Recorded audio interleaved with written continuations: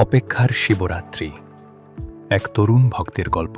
পাহাড়ের কোল ঘেঁষে ছোট্ট এক গ্রাম। সেই গ্রামের তরুণ নীল। নীল আধুনিক যুগের ছেলে হলেও তার দিন শুরু হয় আর শেষ হয় মহাদেবের স্মরণে। তার কাছে শিব কোনো দূরে থাকা ঈশ্বর নন, বরং তিনি নীলকে আগলে রাখা এক পরম বন্ধু। নীল সবসময় একটা কথা বিশ্বাস করত, ভক্তি মানে কেবল ফুল আর জল নয়, ভক্তি মানে নিজের মনকে অর্পণ করা। একবার গ্রামে প্রচণ্ড খরা দেখা দিল। গ্রামের প্রাচীন শিব মন্দিরের পুকুর শুকিয়ে কাঠ। সামনেই মহাশিবরাত্রি। গ্রামের প্রবীণরা ঠিক করলেন এবার হয়তো আড়ম্বর করে পূজা করা সম্ভব হবে না। কিন্তু নীলের মন মানল না।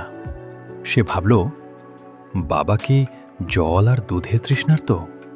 তিনি তো ভালোবাসা বাসার কাঙাল। শিবরাত্রির দিন নীল কোনো জাঁকজমক ছাড়াই মন্দিরে গেল।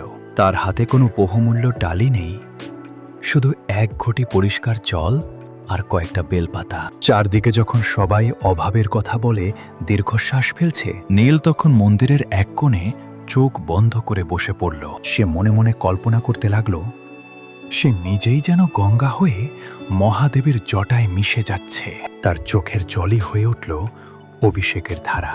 সে মনে মনে বলল, প্রভু, আমার কাছে দেওয়ার মতো কিছু নেই, শুধু এই আমিত্বটুকু তোমার চরণে রেখে গেলাম। গভীর রাতে যখন চারদিকে নিস্তব্ধতা, তখন এক অলৌকিক ঘটনা ঘটল। মন্দিরের ভেতরে ধূপের এক মায়াবী সুগন্ধ ছড়িয়ে পড়ল। কোনো মন্ত্র নয়, কোনো জপ নয়, শুধু এক গভীর শান্তি তার পুরো শরীরকে আচ্ছন্ন করে ফেলল। নীলের মনে হল কেউ যেন পরম স্নেহে তার মাথায় হাত রাখল। সে অনুভব করল তার প্রিয় মহাদেব তার অতি সাধারণ নিবেদনটুকু গ্রহণ করেছেন। পরদিন ভোরে আকাশ ভেঙে বৃষ্টি নামল। খরা কেটে গেল, গ্রাম আবার হাসল। কিন্তু নীলের কাছে সেই বৃষ্টির চেয়েও বড় প্রাপ্তি ছিল সেই স্পর্শটুকু। সে বুঝল, মহাদেবকে পেতে হলে পাহাড়ে যাওয়ার প্রয়োজন নেই। মন থেকে ভালোবাসলে তিনি সাধারণের মাঝেই ধরা দেন। এই গল্পটি কেমন লাগলো অবশ্যই কমেন্টে জানাবেন।